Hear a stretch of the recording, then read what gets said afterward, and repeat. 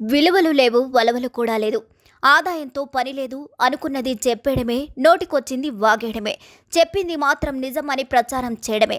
ప్రచారం పూర్తయితే చాలు, మన బాధ్యత పూర్తయిందని జబ్బలు చరుచుకోవడం నేటి కాలంలో సర్వసాధారణంగా మారింది. దీనినే నిజమైన పాత్రికేయం అనే దిక్కుమాలిన సూత్రీకరణ కూడా ఇటీవల కాలంలో ఎక్కువైంది. దీనిని ఏ తరహా పాత్రికేయం అంటారో, ఎలాంటి విలువల సారమంటారో వార్తలు చదువుతున్న పాత్రికేయులకు, వార్తలు రాస్తున్న విలేకరులకు, పాటని ప్రసారం చేస్తున్న యాజమాన్యాలకే తెలియాలి. వాస్తవానికి ఇలాంటి ప్రచారాల వల్ల యాజమాన్యాలకు లక్ష్యాలు నెరవేరుతాయి, కానీ అంతిమంగా సమాజం సర్వనాశనమవుతుంది.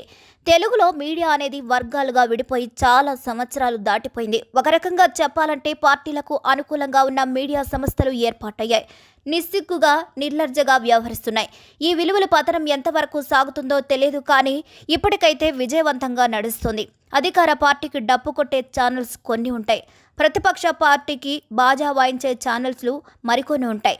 ఇంకా పత్రికల గురించి ప్రత్యేకంగా చెప్పుకోవాల్సిన అవసరం లేదు. ఇప్పుడు సోషల్ మీడియాలో ఓ ఛానల్లో పనిచేసే సీనియర్ పాత్రికేయుడు చేసిన వ్యాఖ్యలు సంచలనం కలిగిస్తున్నాయి. పైగా ఆయన మాట్లాడుతున్న మాటలు ఏమాత్రం సంబంధం లేకుండా ఉన్నాయి. వాటికి ఆధారాలు ఉన్నాయా, ఏ విధంగా వాటిని చేశారు అనే విషయాలను ఆయన పక్కన పెట్టారు. ప్రాంప్టర్తో సంబంధం లేకుండానే ఆయన మాట్లాడుతూనే ఉన్నారు. ఒక వ్యక్తిని అంతగనం తిట్టడానికి, అంతగా దూషించడానికి మీడియాను వేదికగా చేసుకోవడం దురదృష్టకరం. ఇంతకీ ఆ ఛానల్లో పనిచేసే విలేకరి అంటున్న మాటలేంటంటే, ఏపీలో మాజీ ముఖ్యమంత్రి జగన్ ఇటీవల ప్రజల్లోకి వస్తున్నారు. గడిచిన అసెంబ్లీ ఎన్నికల్లో పార్టీ చావు దెబ్బతిన్నది కాబట్టి క్యాడర్ మొత్తాన్ని కాపాడుకోవడానికి ఆయన ఏదో ప్రయత్నం చేస్తున్నారు. వాస్తవానికి ఇలాంటి ప్రయత్నం చేయకుండా నాయకుడు కూడా ఉండలేరు. ఎందుకంటే అధికారాన్ని కోల్పోయిన తర్వాత రాజకీయ నాయకులు అంత సులువుగా ఊరుకోరు. మళ్ళీ అధికారాన్ని దక్కించుకోవడానికి రకరకాల ప్రయత్నాలు చేస్తూనే ఉంటారు. అందులో జగన్ కూడా ఒకరు. జగన్ ప్రజల్లోకి వచ్చి వారి సమస్యలను తెలుసుకునే ప్రయత్నం చేస్తున్నారు. ప్రభుత్వం ఇచ్చిన హామీలను గుర్తు చేస్తున్నారు. ఒక రకంగా తాను కోల్పోయిన గౌరవాన్ని తిరిగి సాధించడానికి ప్రయత్నాలు చేస్తున్నారు.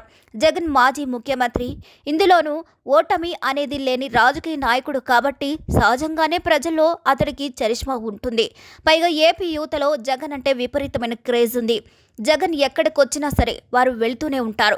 ఇది తప్పు కాదు, తప్పు పట్టాల్సిన అవసరం కూడా లేదు. కానీ ఓ ఛానల్లో పనిచేసే విలేకరి మాత్రం జగన్ పర్యటనలకు వచ్చేవారిని ఆంధ్ర వారు కాదని తేల్చేశారు. బంగ్లాదేశ్ నుంచి రోహింగ్యాలు వచ్చారని, మొత్తంగా తన పర్యటనలకు జనం భారీగా వస్తున్నారని ప్రజలను నమ్మించడానికి జగన్ ఏకంగా 15,000 మందిని నియమించుకున్నారని, అందులో పాఠశాలకు వెళ్లే విద్యార్థులు కూడా ఉన్నారని ఆ విలేకరి మొహమాటం లేకుండా చెప్పేశారు. వాస్తవానికి ఇలాంటి వ్యాఖ్యలు చేయడంలో ఆయన అంతరార్థం ఏమిటో అర్థం కాకపోయినప్పటికీ ఇలాంటి విమర్శలు చేసినప్పుడు ఖచ్చితంగా వాటికి ఆధారాలు చూపించాలి. అలాంటి ఆధారాలు చూపించినప్పుడు క్షమాపణ చెప్పాలి. ఒకవేళ ఆయన చెప్పినట్టు మయన్మార్ నుంచి రోహింగ్యాలు వచ్చి ఉంటే ఆ విలేకరి పనిచేసే ఛానల్ అనుకూల ప్రభుత్వమే కదా అధికారంలో ఉన్నది.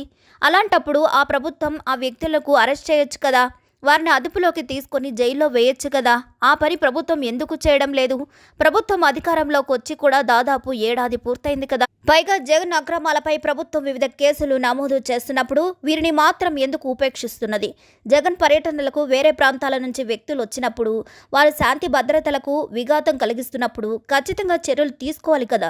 అలాంటిదేమీ జరగడం లేదంటే ఖచ్చితంగా ఆ విలేకరు చెప్పినవన్నీ అబద్ధాలే, అడ్డగోలు వ్యాఖ్యలే. ఇలాంటివే జనాల్లో లేని చర్చను తెరపైకి తీసుకొస్తాయి, జగన్ను ఊహించని బలాన్ని ఇస్తాయి. 2019లో జరిగింది ఇదే. ఆ అనుభవాన్ని దృష్టిలో పెట్టుకుని జాగ్రత్తగా వార్తలు చదివితే బాగుంటుంది. లేదంటే 2029లో ఫలితం వేరే విధంగా ఉంటుంది. ఆ తర్వాత ఏం జరుగుతుందో ప్రత్యేకంగా చెప్పాల్సిన పని లేదు. మరి ఈ వీడియోపై మీ అభిప్రాయాలు కూడా ఖచ్చితంగా కామెంట్ ద్వారా తెలియచేయండి. మరిన్ని అప్డేట్స్ కోసం మా ఛానల్ని లైక్ చేయండి, షేర్ చేయండి, సబ్స్క్రైబ్ చేయండి.